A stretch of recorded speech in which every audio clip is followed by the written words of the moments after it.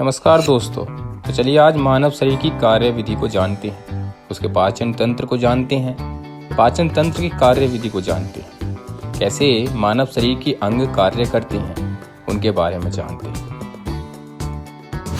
दोस्तों, हमें मानव शरीर के पाचन तंत्र की कार्य विधि को जानने से पहले हमें सबसे पहले ये जानना होगा कि मानव शरीर के अंगों को कितने भागों में बांटा गया है और कैसे एक मेडिकल डॉक्टर इसका अध्ययन करते हैं और क्या एक सीक्वेंस होता है इसे जानने के लिए। तो अगर हम बात करें तो हमारे शरीर को कई पार्ट में डिफाइन किया गया है। सबसे पहले अगर हम पाचन तंत्र की बात कर लें तो पाचन तंत्र एक अलग ही तरीके से दिखाई देगा। ऐसे ही उत्सर्जन तंत्र, परिसंचरण तंत्र, तंत्रिका तंत्र एवं कंकाल तंत्र हैं। इनके अपने अपने अलग अलग कार्यविधि हैं। इसी आधार पर इसको बांटा गया है। हम जो बात करने लग रहे हैं वो पाचन तंत्र की करेंगे। जब हम खाना खाते हैं तो हमारे खाने का पाचन हमारे मुंह से ही प्रारंभ हो जाता है, यानी कि हमारे दांत का कार्य प्रथम होता है कि हमारे खाने को बड़े बड़े टुकड़ों से छोटे छोटे टुकड़ों में तोड़ देना।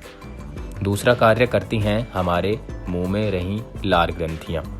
लार ग्रंथियों का कार्य है कि जो खाना है उसमें अगर ऐसे अनावश्यक तत्व हैं तो उनको वहीं पर समाप्त कर देना या उनकी एफिशिएंसी को ख़त्म कर देना।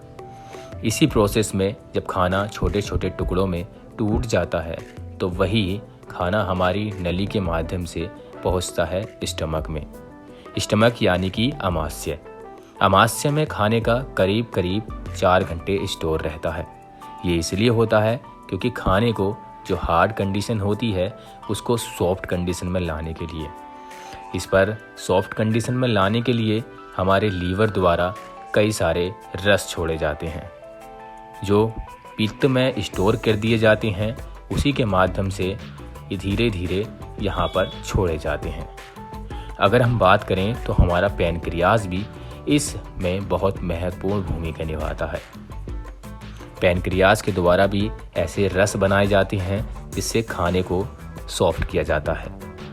अगर हम दूसरे स्टेज की बात करें तो खाना अब म्यूकस के रूप में बन जाता है, यानी कि स्टमक में खाना म्यूकस के रूप में बन जाता है जो कि छोटी आंत में पहुंचता है।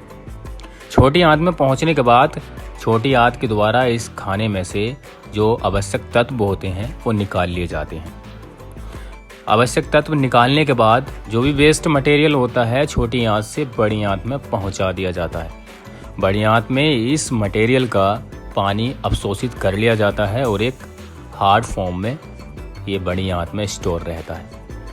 एक समय के बाद ये हमारी बड़ी आंत से एनस के द्वारा एनस के माध्यम से होते हुए बाहर निकल जाता है। ये था हमारे डाइजेस्टिव सिस्टम यानी कि पाचन तंत्र से जुड़े सारे के सारे फीचर और फंक्शन का, कैसे खाना हमारे पाचन तंत्र में पहुंचता है और क्या क्या प्रक्रियाओं से गुजरकर उसे जाना होता है। अगर वीडियो आपको अच्छी लगी तो हमारे चैनल को सब्सक्राइब कर लें और बेल आइकन को दबा लें ताकि आने वाली नोटिफिकेशन आप तक पहुंचती रहें। चलिए, धन्यवाद।